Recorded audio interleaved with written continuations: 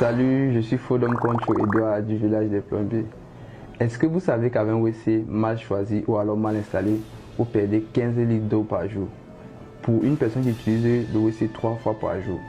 Ce que nous devons savoir, c'est que le WC est constitué d'un réservoir et d'une cuvette. En ce qui concerne les cuvettes, nous avons deux types de cuvettes, les cuvettes classiques et les cuvettes économiques. Ici, nous allons vous montrer comment faire les économies d'eau en fonction du type de cuvette que vous avez chez vous. Quand vous avez une cuvette classique, il faut comprendre que la cuvette classique, c'est une cuvette dont le trou d'évacuation est plus gros que le trou d'évacuation des cuvettes économiques.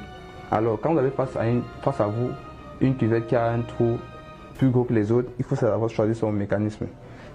Ici, nous avons deux types de mécanismes appropriés pour les cuvettes classiques.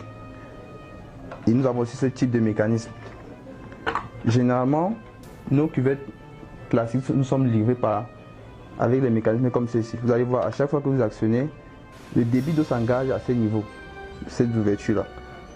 C'est le même que celui-ci. Vous allez voir, quand vous actionnez là, l'eau s'engage par ces parois-là. Par contre, nous avons des mécanismes comme ceux-ci, où l'ouverture est plus grande. Je ne sais pas si vous voyez bien, mais chaque fois que l'eau s'engage ici, il y a plus d'eau qui entre dans ce mécanisme par rapport à ceux-là. Alors, ces deux mécanismes sont appropriés pour les cuvettes classiques.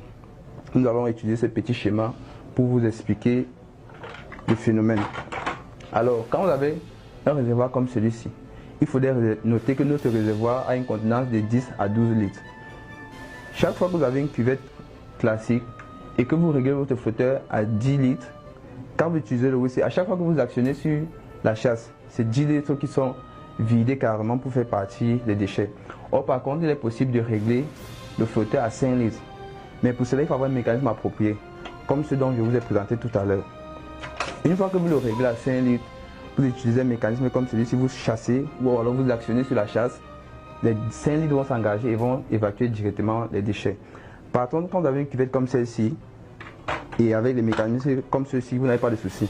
Mais pour faire plus d'économie, vous utilisez ces mécanismes et vous appliquez le même principe. Vous réglez vos flotteurs à 5 litres. Une fois que vous réglez à 5 litres, vu déjà que la cuvette bénéficie de l'avantage qu'elle est économique, vous installez un mécanisme comme celui-ci. Une fois que vous actionnez sur la chasse, après les 5 litres, les déchets vont s'aller directement. Ce qu'il faut noter aussi, c'est qu'avec ces cuvettes, quand vous n'avez pas le mécanisme approprié, vous allez vous rendre compte qu'à chaque fois que vous chassez, vous avez tendance à chasser 2 fois pour que les déchets s'en vont directement. Or, par contre, si vous avez un mécanisme approprié, avec une seule chasse, avec 5 litres d'eau, vos déchets s'en vont directement.